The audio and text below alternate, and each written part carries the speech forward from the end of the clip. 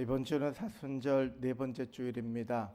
또 반복해서 우리 역대상 10장부터 14장까지의 말씀을 쭉 읽으시면서 주님의 뜻과 은혜를 구하는 시간이 되시기를 원합니다. 오늘 말씀은 사울 왕과 다윗 왕의 이야기입니다. 사실 이렇게 왕자가 계속 나오는데요. 사실 우리의 삶은 누가 주인이냐 하면 내가 주인입니다. 내가 왕이죠. 내가 결정하고 내가 판단하면서 살아갑니다. 근데 문제는 내가 결정을 했는데 이게 성공의 길인지 또 잘 되는 길인지 잘못된 길인지 이게 잘 모른다는 거예요. 근데 가만히 보면요.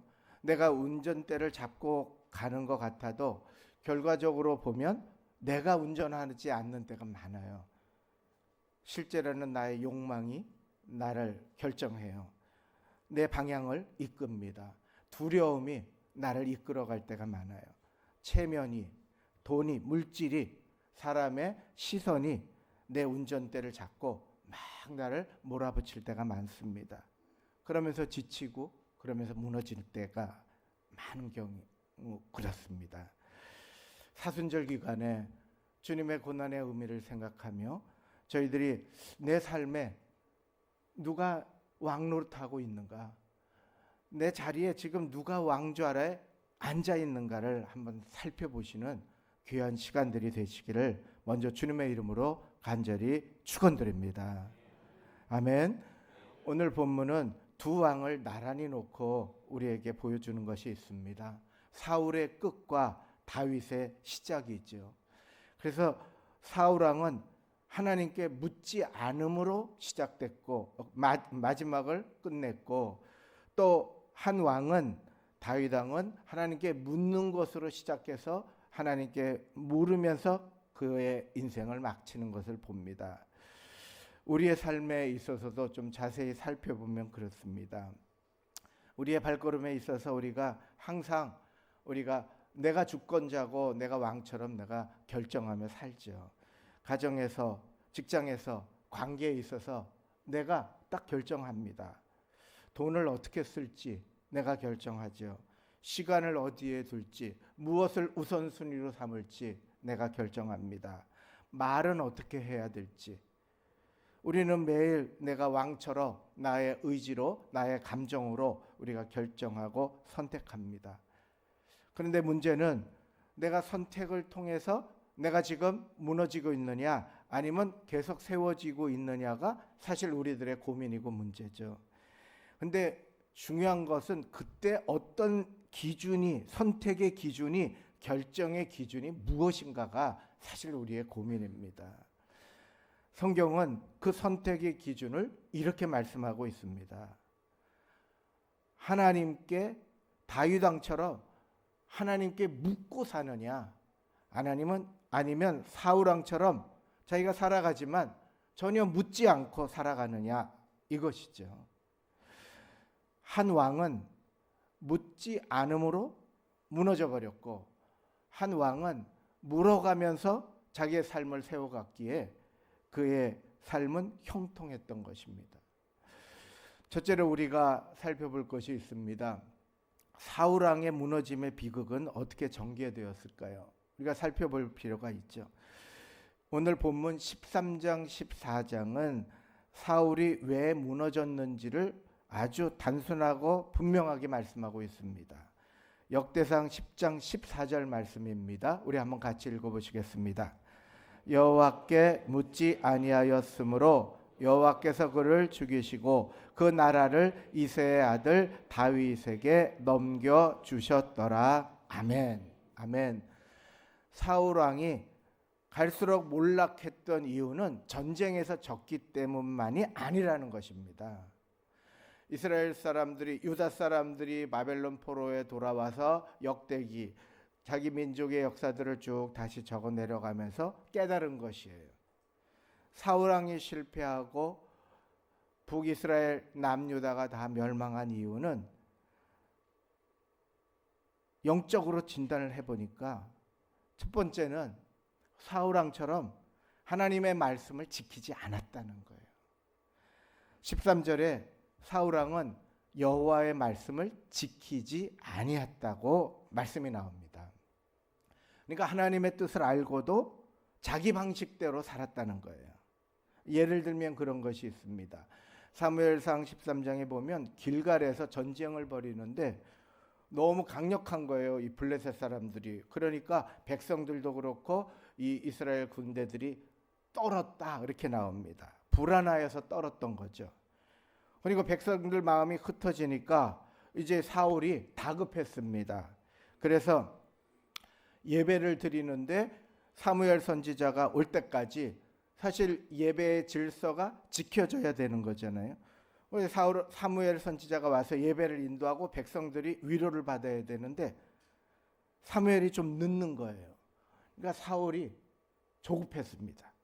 기다리지 못하고 자기가 번제를 드린 거예요. 다시 말하면 예배는 드렸어요. 겉으로 번제를 드렸어요. 근데 실제로는 하나님께 순종하기보다는 불안을 다스리기 위해서 그렇게 드린 거예요. 그러니까 하나님의 뜻을 알아요. 하나님의 말씀을 들어요. 그런데 불안이 우리의 삶을 막 밀어붙이면 자기 손으로 제사를 드리면서도 두려움을 잠재워 보려고 했던 그런 종교 행위를 하게 되는 거예요. 그래서 사무엘상 15장 24절에 결론적으로 이런 고백을 하면서 마치죠. 사무엘상 15장 24절에 사울이 사무엘에게 이르되 내가 범죄하였나이다. 내가 여호와의 명령과 당신의 말씀을 어긴 것은 내가 백성을 두려워하여 그들의 말을 청종하였음이니이다. 이렇게 고백을 하고 있는 거예요. 그러니까 사울 왕은 사람을 두려워했다는 거죠. 하나님의 뜻, 하나님의 말씀을 들었어요. 그러나 그를 운전했던 것은 사람의 눈치였어요. 사람을 두려워했던 거죠. 그러니까 그 두려움이 그의 인생을 운전해 나갔던 것입니다. 이것을 사무엘 선지자는 뭐라고 표현하냐면 불순종이다. 하나님께 불순종이다. 이렇게 말씀합니다. 사실 우리가요, 믿음에 있어서 믿음의 가장 큰 위기는요, 무지가 아니에요. 몰라서가 아니에요. 불순종하기 때문이에요. 기도해야 되는데 기도하지 않는 거예요. 하나님 앞에 엎드려야 되는데 내 아직 힘이 있거든요. 무릎 꿇지 않는 거예요. 그런데 그 속에는 환경으로 불안하고 욕심으로 막 조바심을 내고 사람으로 인해서 두려움을 가지기 시작하면서 중심이 자꾸 다른 곳으로 돼요. 그래서 자꾸 생각과 마음이 무너져 가는 것이죠. 사울의 왕이 그랬던 거예요. 두 번째, 사울은 두려움 속에서 어떤 일을 했냐 하면 이런 인생의 답을, 중요한 이런 방향을 엉뚱한 곳에서 찾았어요. 13절에 보니까 사울은 신접한 자에 가서 물었어요. 가르치기를 청했다. 이렇게 나와요. 신접한 자란 쉽게 말하면 영매, 무당 이런 존재들이잖아요. 죽은 자, 영적인 존재 이런 것을 불러들여서 미래나 정보를 묻는 일을 하던 사람들이에요. 그러니까 한때는요, 사울 왕이 신접한 자들을 그 땅에서, 이스라엘 땅에서 몰아냈던 사람이에요. 근데 자기가 위기가 닥치자 자기가 만든 기준을 스스로 무너뜨리고 점 보는 사람 찾아다닌 거예요. 여러분, 우리도 이럴 때가 많아요. 위기나 불안이나 두려움의 늪에 빠지면 하나님 앞에 묻지 않고, 그런데 해답은 얻어야 되잖아요. 그러니까 어딘가에 우리가 자꾸 묻고 있는 자신을 봐요. 요즘으로 말하면 이렇죠. 하나님께 묻지 않고 마음의 불안은 해결해야 되니까 유튜브에 물어요. AI에 물어요. 지금 정세가 어떻게 되는지 물질의 흐름에 내 자신의 방향을 물어요. 사람들이 어떻게 이야기하는지 여론에 물어요. 그리고 내 현재 감정에 아주 진실해요. 그래서 내가 답을 얻은 것 같아요. 그런데 마음의 평안은 잃어요. 심령 깊은 곳에서 계속 도사리는 불안이 우리 영혼을 자꾸 흔들어 놓는 거예요. 그래서 다른 것에서 우리가 해답을 얻으면 쉬지를 못하는 거예요. 사울왕은 왕으로 살았지만 그의 왕노릇 했던 것은 불안이었고 점이나 무당들에게 묶여 살았던 거예요. 세 번째로 사울의 결정적인 문제를 본문은 한 문장으로 강조해요. 14절에 여호와께 묻지 아니하였으므로 이렇게 나옵니다. 사울이 하나님을 안 믿은 게 아니에요. 사울왕은 하나님을 믿는 것처럼 말했어요. 실제로 선택의 자리에 있어서 자기가 표현할 때, 결정할 때는요, 하나님 없는 결정을 내린 거예요. 결정의 자리에서, 선택의 자리에서 하나님의 말씀과 뜻을 헤아리지 않고 급하게 결론을 내리죠. 그러고서 나중에 하나님을 끌어다 붙여요. 다 하나님을 위한 거다. 주를 위한 거다. 이렇게 이야기를 해요. 겉으로는 왕인데 두려움이 왕이에요. 체면이 왕이었고요. 자기 생각이 왕이었어요. 결국 그는 하나님을 믿노라 하지만 왕좌의 중심에 하나님을 모신 것이 아니고 자기 자신을 모시고 사는 거예요. 그런데 그의 인생은 무너졌어요. 하나님은 그를 버렸다 이렇게 표현하십니다. 둘째로 다윗 왕의 형통은 어떻게 전개됐는지를 볼 수 있어야 됩니다. 오늘 본문 11장을 통해서 저희들이 굉장히 중요한 표현을 읽을 수 있어야 됩니다. 다윗은 하나님께 묻고 시작했어요. 온 이스라엘 지파가 헤브론 지역에 지금으로 말하면 한 군수 정도의 역할을 하는 정도의 지도자였어요. 그런데 사울 왕이 죽고 온 이스라엘 지파 사람들이 왔어요. 그리고 왕으로 모시고자 왔습니다. 그래서 역대상 11장 1절에 온 이스라엘이 헤브론에 모여 다윗을 보고 이르되 우리는 왕에 가까운 혈족이니이다. 유다 지파라는 거죠. 그리고 3절이 중요합니다. 다윗이 왕이 될 때 그는요, 사람들의 권력, 그 다음에 사람들의 이런 전략, 세력, 이거 봐야 되잖아요. 그런데 다윗이 제일 먼저 한 일이 있어요. 역대상 11장 3절입니다. 우리 초반까지 같이 읽어보도록 하겠습니다. 이에 이스라엘의 모든 장로가 헤브론에 있는 왕에게로 나아가니 헤브론에서 다윗이 그들과 여호와 앞에 언약을 맺었다. 아멘. 왕이 되자마자 한 일이 하나님과 사람 앞에서 서로 언약을 맺은 거예요. 하나님의 음성으로 중심을 잡은 거예요. 정치부터 하지 않았어요. 전략부터 짜지 않았어요. 세력부터 모으지 않았어요. 사람들이요, 이렇게 무슨 위기가 있고 그러면 누가 날 도와줄까? 누가 내 편일까? 누가 끝까지 갈까?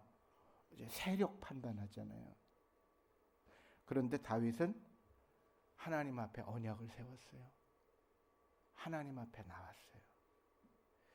이것이 다윗의 출발이었습니다. 사울은 왕이 되었을 때 점점 자기 뜻을 중심에 두며 살았어요. 다윗은 왕이 되는 순간부터 내가 왕이 아니지, 우리 여호와 하나님께서 내 인생, 내 가정, 내 나라를 다스리셔야지.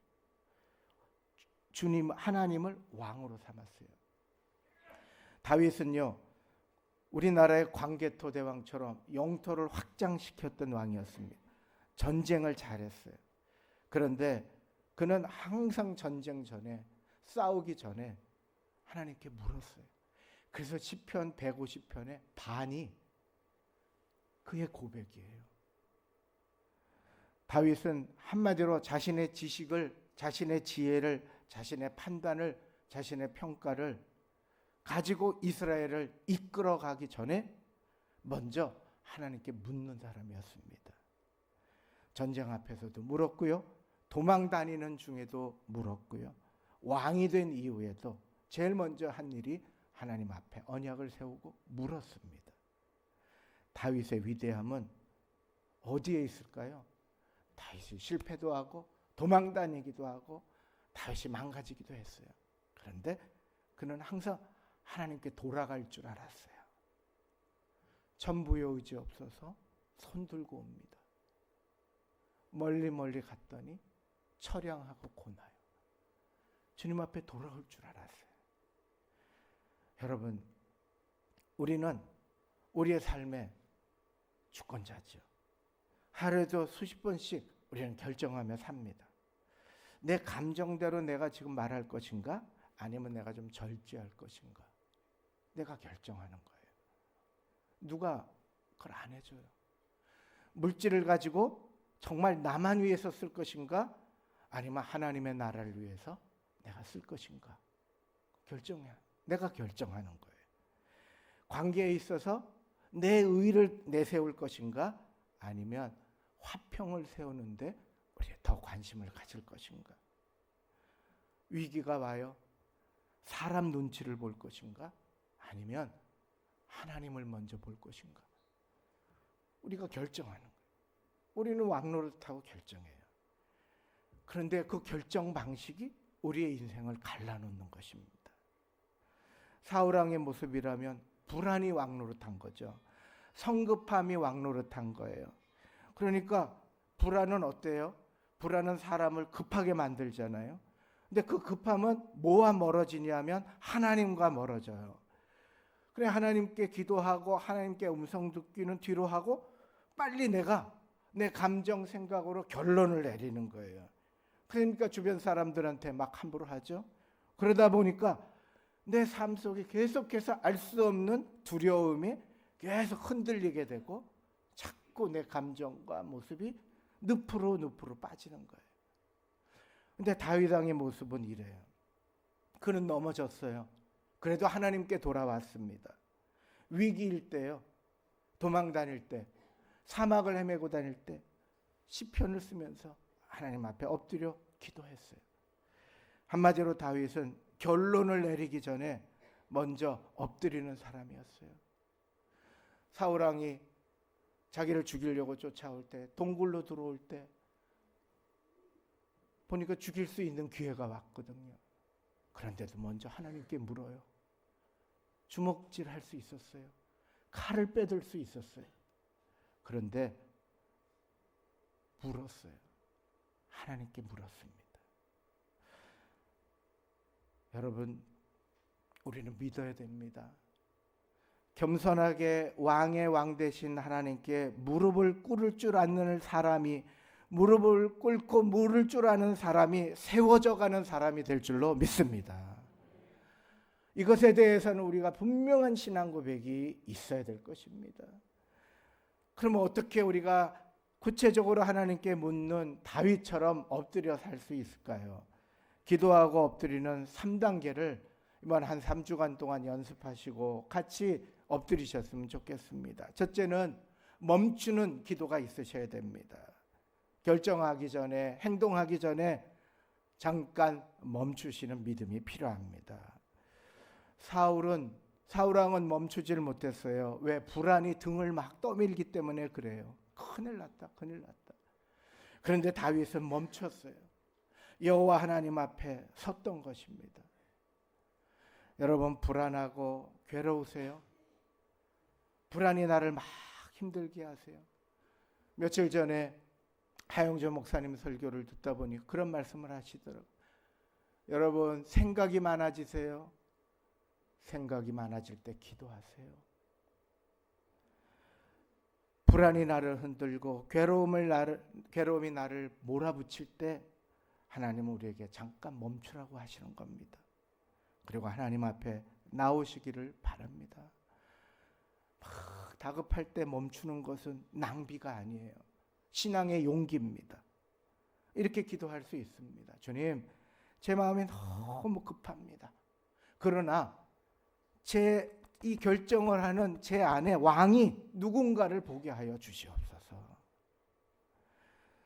두 번째로는 뜻을 묻는 기도가 있어야 됩니다. 엎드려서 주님이라면 어떻게 하시겠습니까? 우리가 주님 대박이 나야 됩니다. 기적을 주세요. 이걸 통과하게 해주세요. 잘 살게 해주세요. 이 기도를 넘어서서 하나님의 뜻을 묻는 기도를 진행하셔야 돼요. 주님, 이 선택이 과연 주님의 뜻입니까? 내가 이렇게 말하는 게 다 옳지만 하나님 앞에서, 주님 앞에서 내가 옳은 말입니까? 내가 이렇게 결정하는 것이 진정 사랑으로 결정하는 것입니까? 아니면 두려움으로 하는 것인지 보여주세요. 엎드리고 또 엎드리셔야 됩니다. 끝으로는 맡기시는 기도가 있어야 돼요. 모든 결과까지 주님께 올려드리는 믿음의 기도가, 그게 바로 다윗의 기도였어요.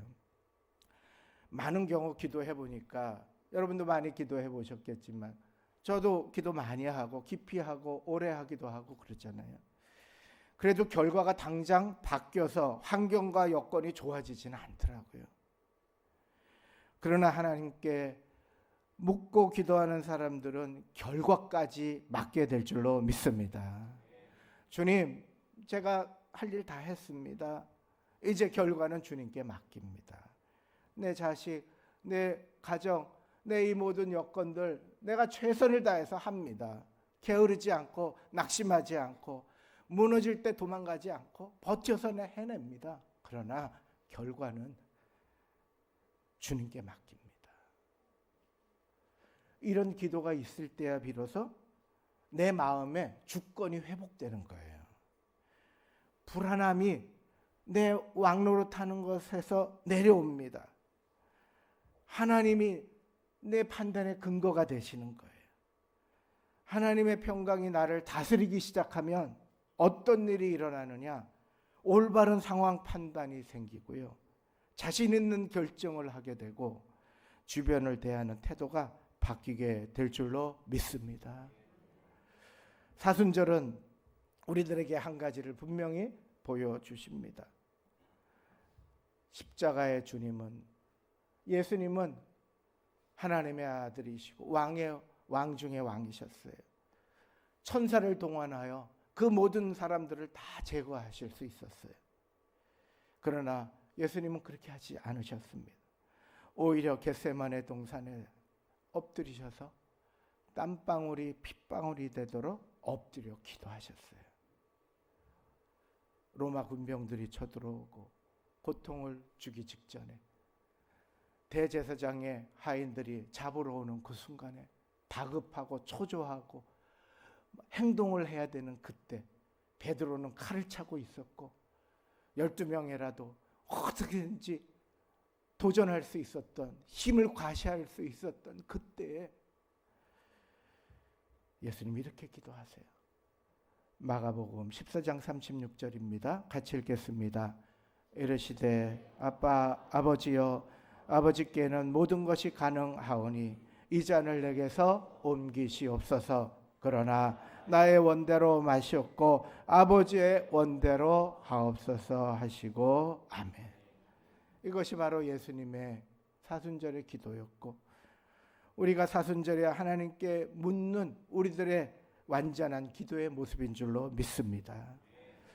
이번 사순절은 이란과 미국, 이스라엘 전쟁의 영향이 실제로 우리의 삶에 두려움으로 막 다가오는 그런 시간을 우리가 보내고 있습니다.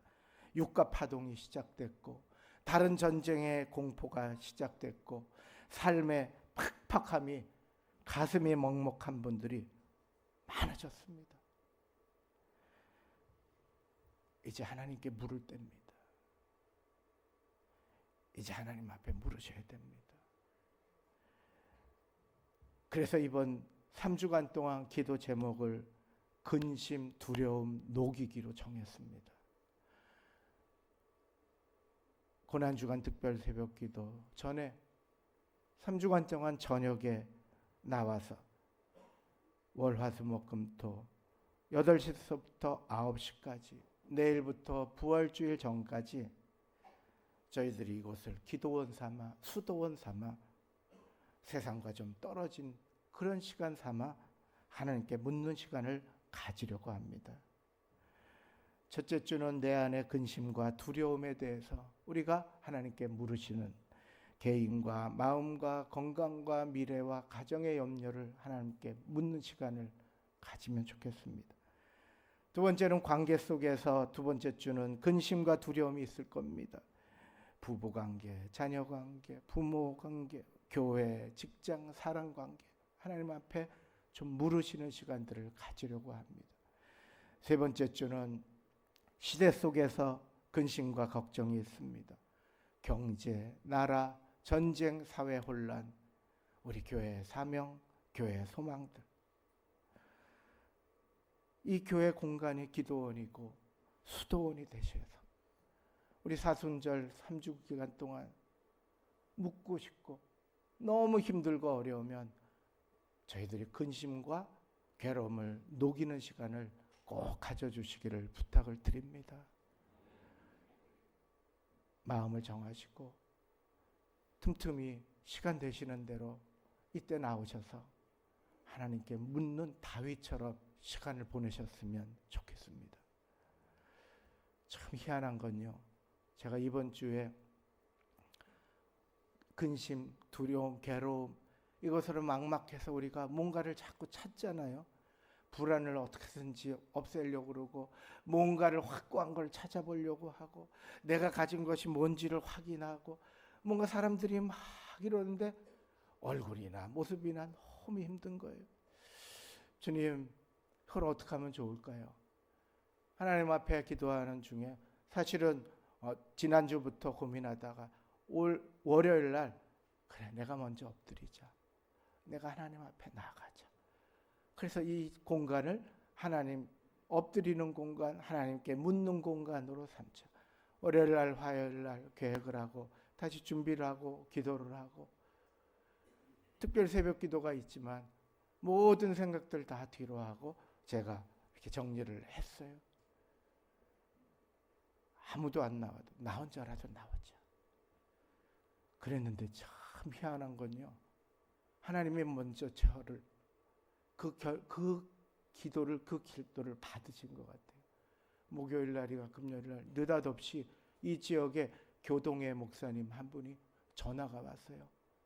목사님, 성문교회가 요새 많은 사람들이 오고 성장하고 있다는데 원래 교회가 성장하고 발전하려면 시험이 많아요.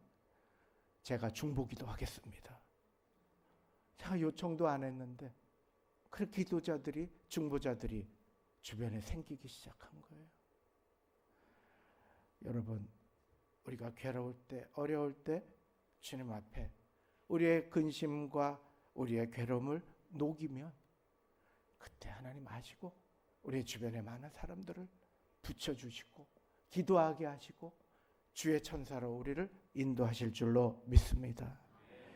마음이 슬프신 분, 몸과 마음이 병드신 분들, 두려움으로 불안으로 세상을 찾아다니시는 분들, 이번 우리 3주 동안 내 삶의 왕자에서 불안을 내몰고 두려움을 내몰고 걱정을 내몰고 겸허하게 주님 앞에 묻는 다윗과 같은 시간을 가지시기를 주님의 이름으로 축원드립니다. 우리 하나님께 묻고 또 물어서 내가 진정하게 내 삶을 왕으로 하나님의 말씀으로 세워가는 그런 시간이 되시기를 주님의 이름으로 축원드립니다.